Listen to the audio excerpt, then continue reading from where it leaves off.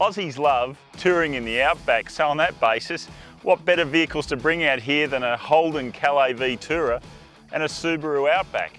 But do they deliver what's stamped on the box?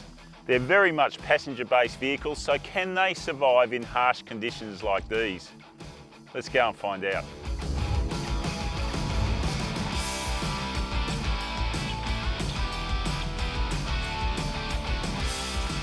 The Outback is a jacked up version of the Liberty wagon that's no longer sold in Australia, while the Tourer is a very close relation of the Holden Commodore sports wagon, also imported from Germany. The Holden has a big edge when it comes to performance thanks to its 3.6 litre V6 petrol engine, while the Subaru makes do with a 2.5 litre Boxer 4-cylinder. But the Outback balances that up by being significantly cheaper. And they come out pretty equal on things like their all-wheel drive systems, quality interiors, 5-seat capacity and plentiful luggage space. But driving them in the rugged and beautiful Flinders Ranges soon starts showing up some big differences. The Outback really does live up to its name on these gravel roads you find so often out here. Rocky sections, corrugation, washaways. It's got the long travel suspension and the compliance to cope with it all. Very impressive.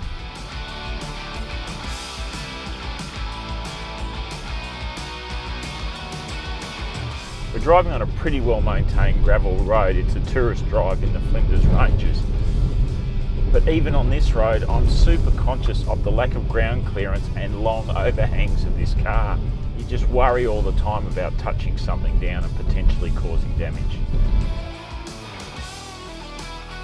Yep, the Tourer has only 125mm of ground clearance, which is little more than a standard station wagon, while the Outback has 213mm, but that's not its only advantage. The Outback does have a little bit of off-road capability. It's got good approach, departure and ramp over angles, well certainly better than the Commodore. Its 4x4 system is pretty effective and it's got hill descent control. So you can get up some stuff and you can get down some stuff. More than you could in the Commodore, that's for sure. It doesn't all go the Subaru's way, of course. The Tourer is a fun bitumen and smooth gravel road drive. And there's no denying that drivetrain, which blows the Subaru's 4-cylinder away when it comes to response. The Tourer's drivetrain is a really interesting combination. You've got that big lump of a V6 up front, so traditional Aussie. Instant response, instant power, instant fuel consumption. Then it combines with a 9-speed auto. 9 speeds. But it is a very intuitive, impressive piece of work. In fact, it could be the best thing about the entire vehicle.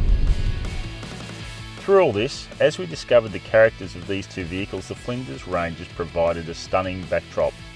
It's easy to see why so many people come here and why you should too. But should you come in an Outback or a Tourer?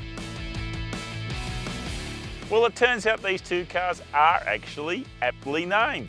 The Outback, it's great for those gravel corrugated roads that run across the Outback. It's also got enough four-wheel drive ability to cope with moderate obstacles. The Touring, again, well named, but for bitumen touring. This thing doesn't even pay lip service to being a proper off-roader.